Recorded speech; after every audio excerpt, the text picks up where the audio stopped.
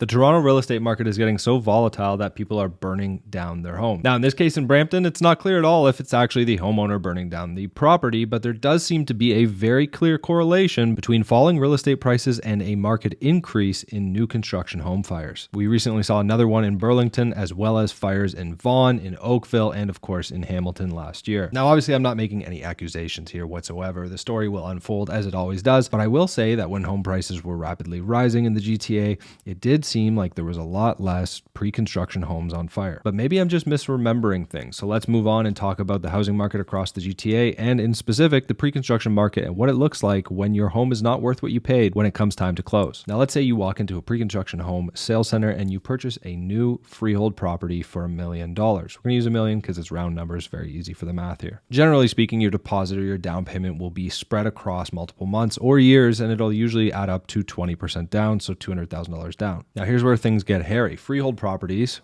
detached and townhomes, can be built a lot quicker than condos. So condos have been more isolated from this issue, at least they have been to date. Because you can build a freehold property so much quicker, they're more susceptible to moves in the market between the purchase time and the closing time. Now, if you look at the average selling price for a detached property across the GTA from January of 2015 through today, you'll see that prices have effectively doubled in 7 years, which is pretty crazy. And that is despite the volatility and the recent correction we've seen in housing prices. Crazier still is that when you look at the market peak, so January and February of last year, you'll see that the average detached property across the Greater Toronto area was selling for about $1.8 million, and today we're sitting at about $1.24 million. Also worth noting is that just a month ago, the average selling price was about $1.53, so average price has dropped about $100,000 in just a month. But a big part of that is seasonality. Pricing tends to come down in July and August, just from a seasonality perspective, in the same way you would see prices come down in December and January. But really, the point I'm making here is that if you had bought a pre-construction freehold property in the GTA in January or February at the market peak of last year at $1.8 million, and if that property was coming up for closing today in today's market, you can see that that spread of 20% could be very problematic for you when you go to close on that property. So let's say the value of the property that you purchased has fallen 20%, so its market value is now $800,000. That means that the bank that you're trying to get a mortgage from for that property is only going to appraise your property at an $800,000 value, which really just means you have an appraisal gap of $200,000. So the bank says your property is worth $800,000, you agreed to pay $1 million. So in order to actually close on that property and get that mortgage, you're going to have to come up with that difference in price, that $200,000 in cash. And surprise, surprise, not everybody has $200,000 in cash laying around. And that is why you see people default on closing. Now, this isn't new to the GTA. This isn't new to Toronto real estate in any way, shape, or form. In fact, if you remember, we actually went through something very similar in 2017 when the stress test came out and new government regulations eroded affordability. As a result, you saw housing prices correct. And we saw this exact same problem unfold where people had bought pre-construction prior to those regulation changes. The price of resale property fell during that period of time because of the government regulation. And as a result, they were forced to close on properties that were now worth less than what they had agreed to pay for them. You see what I mean right here on our detached selling price chart. In 2017, detached prices came down roughly about 20%. So it was 20% correction in 2017, and it's been a 20% correction in the 22 to 2023 correction as well. Now, kind of funny is the headline here, the wake-up call for a generation of wide-eyed home buyers beginning to grapple with something unseen in their adult lives, a market that actually goes down. Now, of course, we didn't learn anything from this. In fact, 2022 was one of the hottest pre-construction markets of all time. Nobody in Canada is going to let ancient history like 2017 get in the way of levering up and buying pre-construction properties. Now, realistically, similar to 2017, similar to 2008, and similar to 1991, this will eventually pass and the market will eventually recover. However, if you're a homeowner unfortunately stuck on a variable rate mortgage,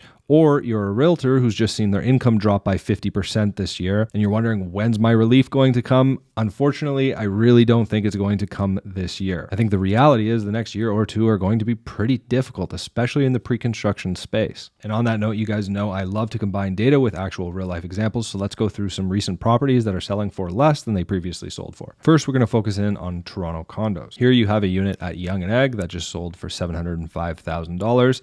And I picked this example because it's sold in 2020 for $715,000. Now, I know what you're thinking. Did maintenance fees skyrocket because that's been happening in some poorly managed buildings? But in this case, it didn't. So back in 2020, their maintenance fees were $556 a month, and today they are $576 a month. So it's not a case of an increase in maintenance fees eroding value, which is something I'm going to make a future video on. It's just a case of the condo market's been kind of flat for a few years now. And this chart shows that perfectly. So this is the average selling price for a downtown Toronto condo, so in the CO1 district. And you can see that despite the fact that, once again, prices have effectively doubled from January of 2015 through today. So for those of you who watch my videos and love to comment, condos are a horrible investment. They don't appreciate nearly as much as freehold. Stick a sock in it. You don't know what you're talking about. History shows us that yes, over the last 45 years, detached do have a slight edge on condos in terms of appreciation, but it's not that much of a difference. And condos are way less maintenance. And so there's a trade-off there, but I'm not going to get into that in this video here. My point with showing this graph is simply that you can see that when you look at 2020 sales versus today, you had that COVID correction as everyone went work from home and they all moved to Collingwood and Barrie and all these crazy places, and prices have since corrected, but the reality is that prices haven't really moved. They're about the same over the past 3 years. We're more or less flat. Next up, we have another condo downtown Toronto sold for $730,000 10 days ago. And if you look back in 2021, it sold for $750,000. So again, no real change in price there. One final Toronto condo example sold a month ago for $975,000. And if you look at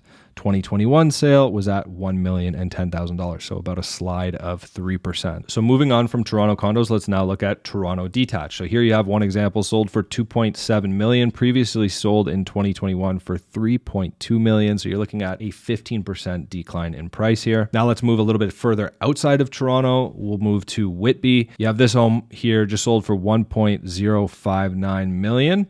And it previously sold at market peak, so January of 2022, for $1.45 million. So you're talking about 27% decline in price here.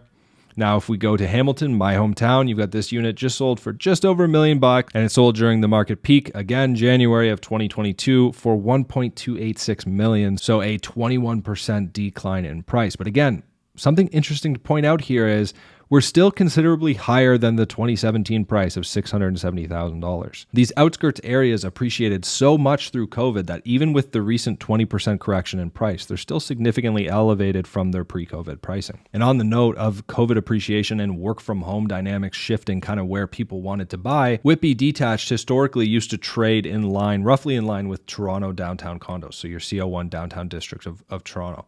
And you can see through COVID, they absolutely ripped. So Whitby detached just ran in price because people were looking to work from home. They were looking for backyards. They wanted more space for their money. And so they were running outside of the city centers. And of course, Whitby corrected aggressively in this recent market correction while Toronto condos stayed relatively flat. So I like watching market dislocations like this to see what happens to this gap over time. Personally, I'm not going to feel like the universe is back in line until Whitby detached is appropriately priced in line with the average Toronto condo. Now, I don't think that'll ever quite happen again, but as we're continuing to see work from home come to an end, week over week, you're seeing office occupancy increase. I think this gap will continue to shrink. Now, one market I personally do love to watch is cottage country, and I love to watch cottage country because it is more of a discretionary purchase. It's something that it's a second home, it's a vacation property, you only get to use it for 4 or 5 months of the year. And so as a result, you would think that as interest rates come up, people get squeezed on their payments, the first thing to go is the family cottage, unless they want to Airbnb it, because I know Airbnb rates up there can get pretty outrageous. So here's one example in the Kawarthas, $1 million.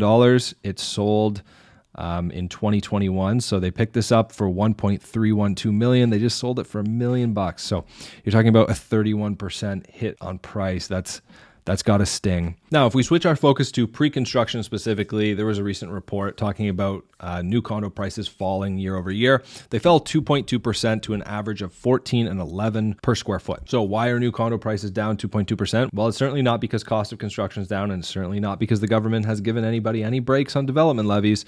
The reality is just that there's been a shift in where projects have been launching. So projects that have been launching in the downtown core at an average of $1,600 per square foot have been doing very poorly on launch because resale prices next door are so much cheaper. Now, at the same time as that, condo launches in the 905s, Markham, Hamilton, for example, are doing very well. And so developers are launching more product in the 905s than they ever have before. So this year to date, we saw 60% of all new launches happen in the suburbs, whereas in a normal year, we would see 60% in Toronto. So as a result, you're seeing prices fall year over year, not because new pre-construction prices are actually any lower, but just because we're launching more of them in the 905s, less of them in the 416. More important to me is the rapid decline in volume. So if you look at pre-construction pre-construction sales this year, we've only sold 6,700 condos, new condos across the entire GTA this year. Versus in 2022, we would have sold 16,000 homes by the same time this year. So we're only on track to sell about 14,000 condos this year. And that really means that what that translates to is only 14,000 new condos get started, right? Because in order to start new housing supply, you have to pre-sell it. And if you can't pre-sell it, you can't build it because you can't get your construction loan. You can't get financing to actually build a condo until you hit 80% sold. Now, what's really interesting is that in the first quarter of this year, condos that actually did go ahead and launch averaged 37% absorption. So the stark reality is, despite this chart looking so bad, it's actually a lot worse, because of those 6,700 new condos that sold, some of them are sitting in buildings that are sitting at 30 and 40% sold. Well, if they don't get up to 75, 80, they can't actually break ground. So there's risk that some of those condos that sold this year are actually going to cancel. And so the new housing supply pipeline shrinks even further. And this, of course, is happening in a time when our population growth is skyrocketing. And our brand new housing minister just said, I don't see a world in which we lower it, as in the immigration target. The need is too great. Whether we revise them upwards or not is something I have to look at. So he's saying our new massively increased immigration targets, not only are they not coming down, he may even consider increasing them further, despite the fact that we are falling so far behind in new housing supply. So I hate predictions, but I will give you mine. The rest of this year is going to be very challenging. If you are a homeowner with a variable rate mortgage, you're probably not going to see any relief until next year at earliest.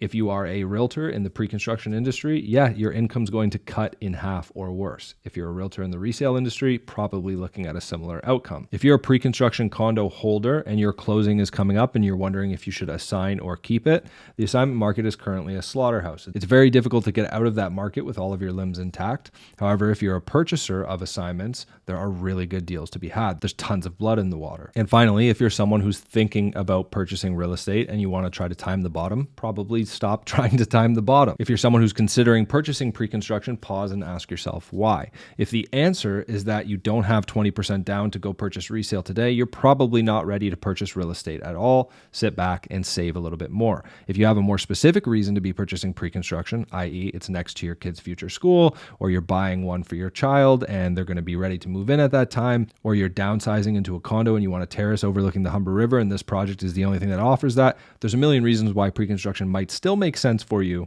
but evaluate the project on its merit rather than its marketing. That's it for this video, guys. Please like and subscribe, and I will see you guys next time.